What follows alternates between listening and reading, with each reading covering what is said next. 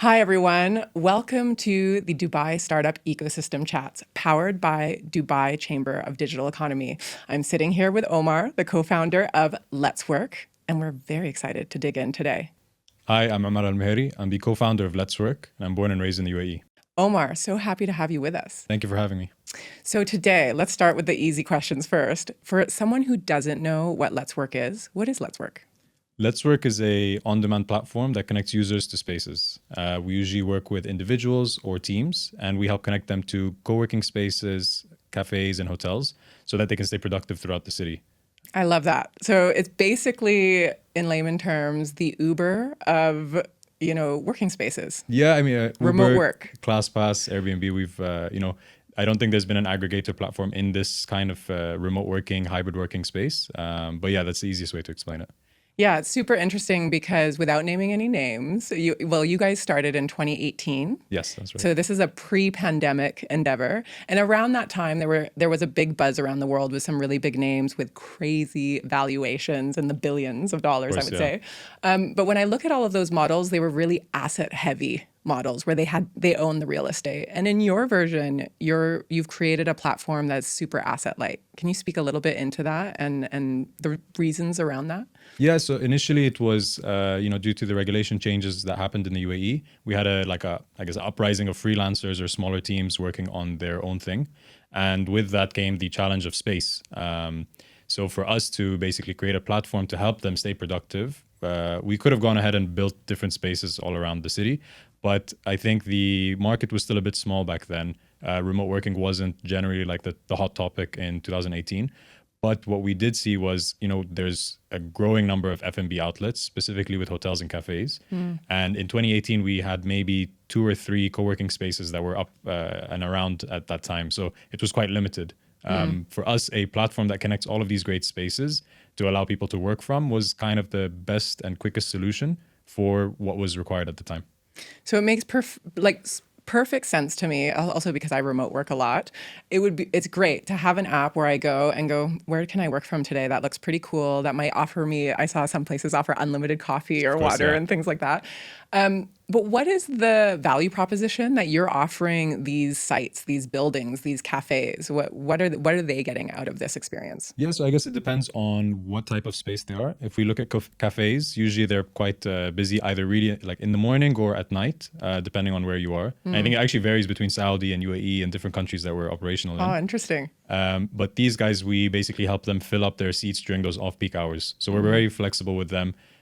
Depending on the offering they want to give, we say, you choose your open and close times. And during that time, we'll fill up your seats and in turn generate some F&B revenue for you. And we actually look at all of this to make sure that Letswork is not, bringing too many people and you don't end up making money in the end. We actually calculate it month on month and we work very closely with the cafes. Very cool. Very cool. I also understand you have a co-founder, Hamza Khan, right? Yes, exactly. And he's a couple years older than you. Yeah, 2 years. 2 years older. Okay. How did you guys meet? So I was studying in Boston, and I got called by usually mostly Marathis that study abroad are part of some sort of scholarship, or there's some great opportunities here. And I got called by my advisor, and he said, the chairman of Omar Al is launching a initiative for people under the age of 25 to come up with different initiatives that strategize or synergize with Omar's core competencies. So this is obviously something to do with hospitality, commercial leasing, real estate. Interesting. And at the time, I was kind of split into 2 roles. One was helping, work under the chief strategy officer at the time. And that was just with, any kind of random project. For example, one was how can we increase Dubai Mall app downloads?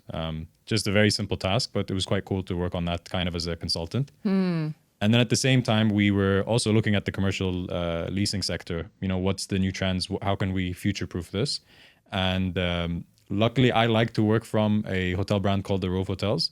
So then that's when we put 2 and 2 together, where we said, these spaces are empty. People are looking for spaces. Why can't we just build a platform that connects them all?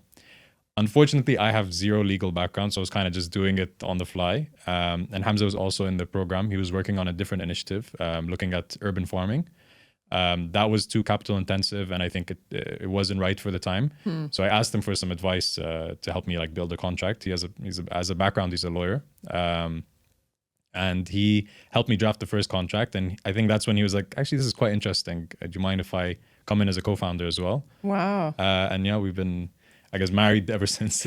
You've had a bromance ever since. We've had a long You know, that bromance. answers my question, because I was looking at your background. You're an electrical engineer by trade, and he's a lawyer. And I thought, what do these guys have in common that brought this to play? What do you think it was? What was the spark that made you go? I mean, obviously, EMAR's, what was it, the E25 entrepreneurship program. And for those who are listening in from around the world that don't know what EMAR is one of the largest and most iconic real estate developers in the Middle East, best known for creating global landmarks right here in Dubai, such as the world's largest tower, tallest tower, the Burj Khalifa, and one of the world's largest malls, the Dubai Mall, which you've just mentioned. But what was that spark between you and Hamza, and with this idea in particular?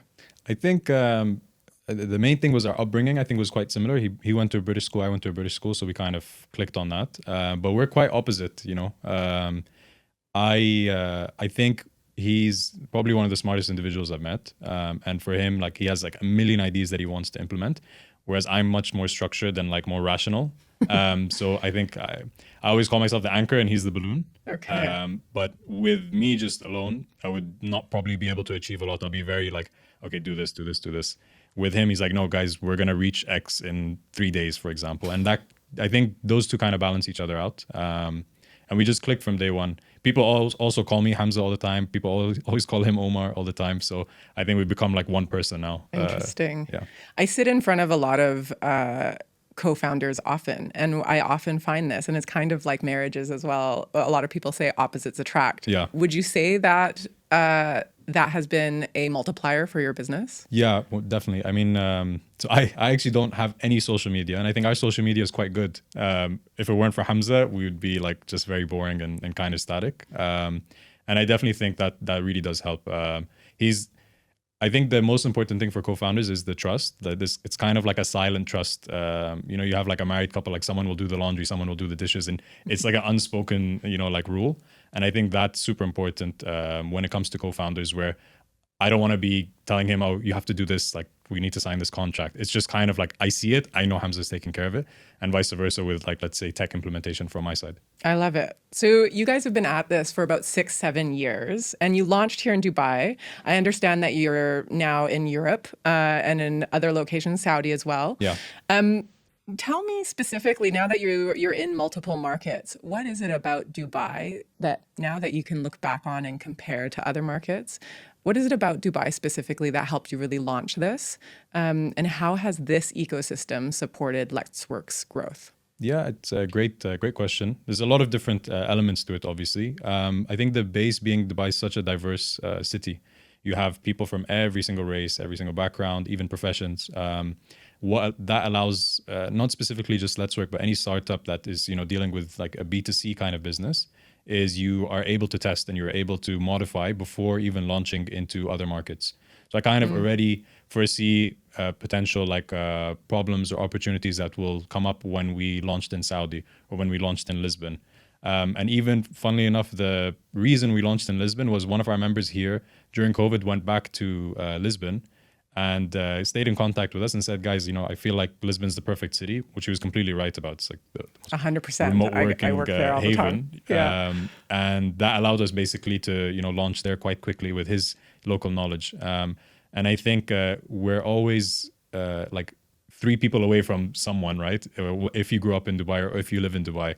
And I think that's huge. And people should use it to their advantage. And then the other side of it is obviously the different government and ministries that help push startups forward. Obviously, Dubai Chambers being playing a huge role for us early on. I think when we had about 20 spaces and only like 1,000 users, they sat down in a meeting with us and they understood what we needed, and they really pushed us forward, connecting us to every random person who could potentially use us or needs to know about us. And that partnership has been truly helpful to, and I think really important for our growth. Wow. And to bookend that now, without giving away too much proprietary information, how many users do you have now? How many locations? And it seems like 3 countries is where you're at. No, we're in more Oh, you're countries. in more Yeah. countries now. So give us the breakdown. Let's say in terms of users, we've just crossed shy over, I think, 70,000 users that have registered on our app. Wow. And in terms of the locations, we're in about 450. In terms of countries where we've spread, so I think post-COVID, there was, and I'll be fully transparent, I think there was this, need to basically grow at all costs. And I think over the last 2 years, we learned that that's not the most sustainable way to grow. So initially, we used to just say, oh, this platform will work anywhere. Let's just sign up with X, Y, Z, launch in this country. And then we learned from that. You're speaking about, this push to scale faster in those COVID years. Where was that push coming from? I think it was just stuff that you'd read online, hyper growth, grow at all costs, and without really, I think valuations were really blowing up at that time, obviously in 2021, 2022, and I think the mentality to like grow 10% minimum month on month was like that was it. If you didn't do that, you failed as a startup. But I mean, there's ways to do that, and then you end up scaling back and trying to figure out, okay, wait, I'm not even making any money per customer. We took a completely different approach. We said, our margins are quite good. We can do more strategic growth more than anything. This wave of VC money, obviously, increases, slows down, increases, slows down. So how do we ensure that we stay, above water at all times, regardless of what happens? And being super strict about your spend, being super strict about decisions that you make, really does help you become more of a, I guess, mature business. We were so proud we hit profitability this year. Congratulations. Thank you so much. So it's something we're very proud of, and we want to keep that because that's where you really can focus on other areas that might not be revenue generating. You have the base. So for us, like our dream is obviously building some sort of community app, and we're launching something quite soon in that space. And we can do it without thinking, oh, is this gonna make money? Is this feature gonna help push up our numbers?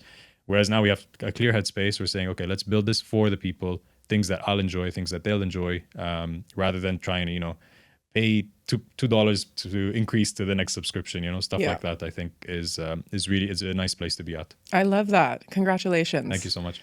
So back in 2022, you fundraised a seed capital of 2.3 million. What did you do with that capital? A lot of experimentation. It was hiring different people. It was, we had to, initially the app was designed by Hamza and I, to be honest. There wasn't that many analytics that we could see. There weren't that many features. The booking flow, the check-in flow is quite, archaic.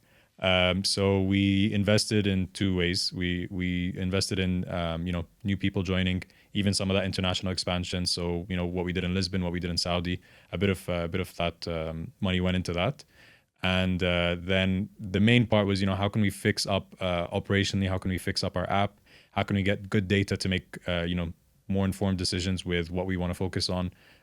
So it was a lot of like building. And then the whole idea was, okay, now then we scale back and have a really well-oiled machine that just continues running. Beautiful. And what did you think about the fundraising process? Obviously, no one's like, if anyone says it's easy, they either have like the greatest startup of all time. I think it's an interesting time. It's obviously it takes up a lot of your time as founders. Hamza was amazing at it. He's a really good storyteller, and I think that's super important, is connecting with people and really showing them the vision and showing them that this is a plan that I have. However, there's plan B, C, D. Just because it's a startup, right? You don't know which way it's going to go. And I think what we realized is, having very strategic angels joining actually helped us even further. And what I mean by that is they connect us. So we get random emails from some of our angels like, hey, meet this person. Hey, guys, do this or see this person. And that's exactly what we want. We want like random moments of just like, actually, Letswork could meet these guys, or Letswork should go here. Or hey, meet Letswork. That for us is like, besides the amount of money they gave us, that is like invaluable. Wow. And where did you find these angels? There's many networks that exist. So there's a couple of angel investor groups. There's Dubai Angel Investors, Saudi Angel Investors.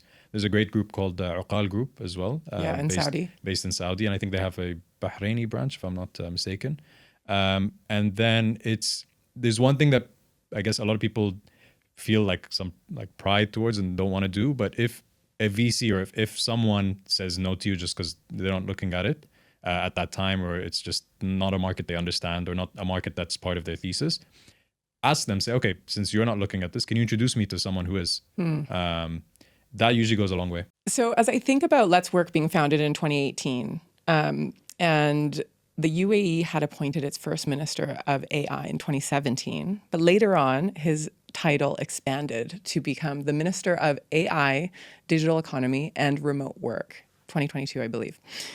Did that impact Let's Work at all? And how did you feel when this became part of the UAE's mandate? I mean, this was probably the funniest story that we have as co-founders, Hamza and I. We saw the launch of the remote initiative that they did. And luckily, our friends at Dubai Chambers invited us to the event that was happening.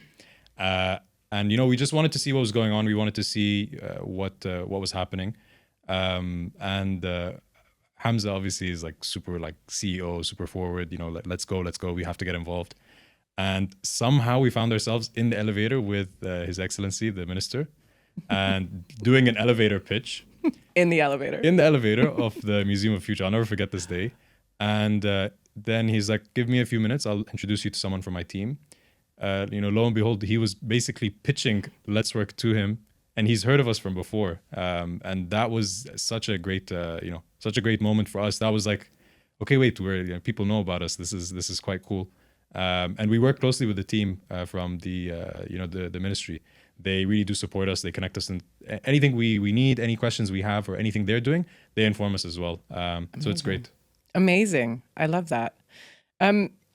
As you think back over the last 6-7 years that you've been involved with remote work in the UAE, how has it changed?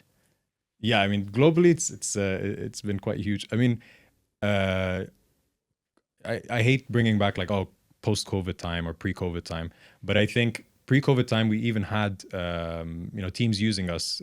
These smaller teams that either had an office somewhere that wasn't really accessible for their whole team. A lot of people actually use the metro, public transport, and we built it to make sure that even if you're a small team, you can have your team feel like, oh, I'm part of this like company that's great, forward thinking. We get access to all these spaces. I don't have to commute like an hour and a half to get to an office where I'm fighting for parking. And so we kind of championed those teams. And I think the shift was when bigger corporations and government entities have started to embrace remote working or hybrid working. And that's kind of where we started changing our product too. We said, you know what, even from the small teams, we can start looking at these larger organizations and helping them, use Letswork as the tool to basically embrace and empower their employees to hybrid work and access spaces. And for me, I think the most important thing is like employee wellness. Like my day today, I played paddle at 7. I took my calls from the paddle space, and then I just drove to a Letswork space nearby. That kind of flexibility, not many people have. And I'm very proud that I do have that, and I would love to share that with other people too. I love that because I think earlier this year there was a sort of global survey put out where it was a bit atrocious. It said like 58% of global workforce was looking to change jobs within this year. And then it was looking at satisfaction of these people. And the happiest group was those that had half time or a certain amount of time that was required in office, and then the other time sort of allowed to remote work. So this hybrid model. Of course. And then the second happiest was actually those that were back at work full time, and the least happiest were those that were remote full time, which is fascinating. What do you think about these results? Yeah, I think for me, or for actually as a company, we do see hybrid as the best approach. Obviously, meeting your team 2-3 times a week is super important. That kind of osmosis doesn't happen always through the camera or on Zoom or Google Meets. So we don't have an office of our own. We meet in our different spaces. We decide the week before on the day, hey guys, we'll be in, let's say Jumeirah. We'll meet in one of our cafes there or a workspace there. And I think that's important for any company, especially if you are actively hiring. You want to meet the people, right? Fully remote is quite hard. And so I think, we've solved Let's Work to basically help people plan out that hybrid model or even that fully remote model. And for the people that, hate being, remote, why we built Let's Work was to get people out of their homes and not have to, sit at home and sit at a desk 24/7 or work from their couch. We want you to be inspired at our spaces. We want you to feel like you're, experiencing something new every single day in a new background, in a new atmosphere. I'm creating a category of spaces with the best music based on the ones that I've been to. We're launching it in I the love app it. soon. So I think a layer above this is building a community element where, let's say you're a remote employee in Lisbon, for example. You go into a cafe, you're just working from there, but you don't really know many people in Lisbon, or you want to connect with like-minded individuals. What we're soon launching is essentially a platform that basically helps. You can see who's at the space, what they do, and I'm removing the full tech element from that. There's actually a button that says, "Did you connect with them?" And that's it. No tech. You have to actually get up and go speak to that person. And I think those we're calling it like LinkedIn in real life. I think that will combat that kind of loneliness feeling that comes with like fully remote jobs. I love that. I love that. This is where tech really does intersect with well-being and wellness. Of course. We've seen so many examples of it being sometimes a hindrance, and then there are examples like this that really do promote this connection in the real world. Yeah, I agree. As an Emirati founder, how do you think local entrepreneurs are uniquely positioned to shape Dubai's future startup ecosystem? And what would help more Emiratis build and think of building startups, not just for the UAE, but globally?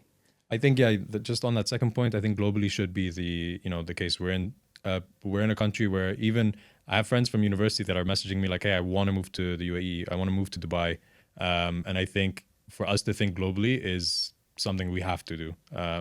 That's at least our trajectory at Letswork, and I do see the UAE and Dubai being that kind of test bed which it's very easy to launch in different markets. And speaking of UAE being a test bed before you launched in Saudi and before you moved to Portugal as well, can you speak a little bit more into that? Like, how was Dubai a springboard, and how did it help? How did you launching here first help you in launching in Saudi and Portugal? I think here the I guess appetite to do business, or the openness to partner with people is much easier than it is in other countries. So you get to kind of experiment faster. For us, like for example, going back to that first question, like is it easier like being an Emirati and launching a startup?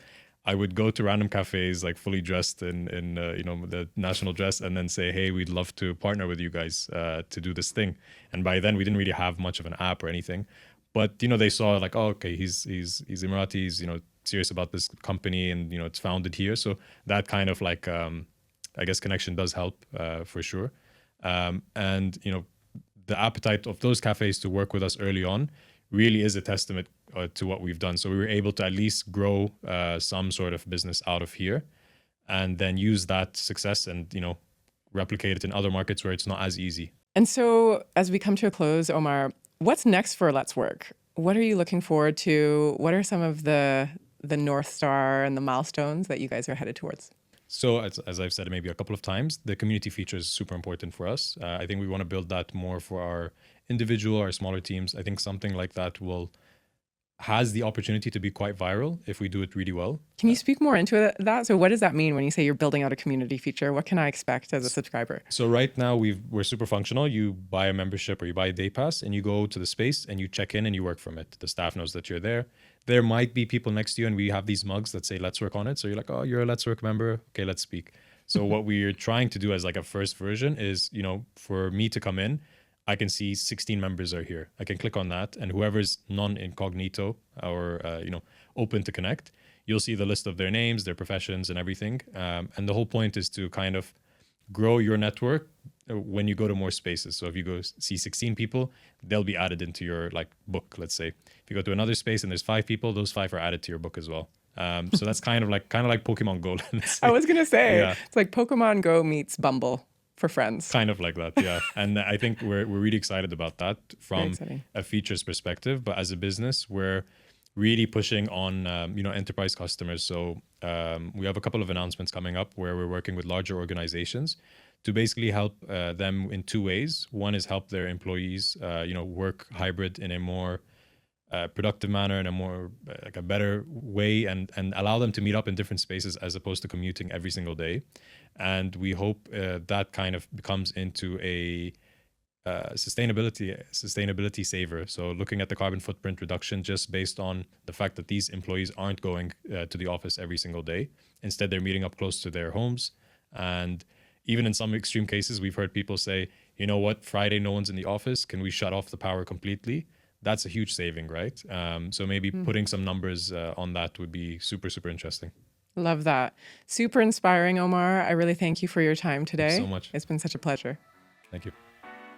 If you enjoyed this content, continue listening or watching to future episodes where we speak to many of Dubai's startup founders, investors, and digital economy and startup ecosystem enablers.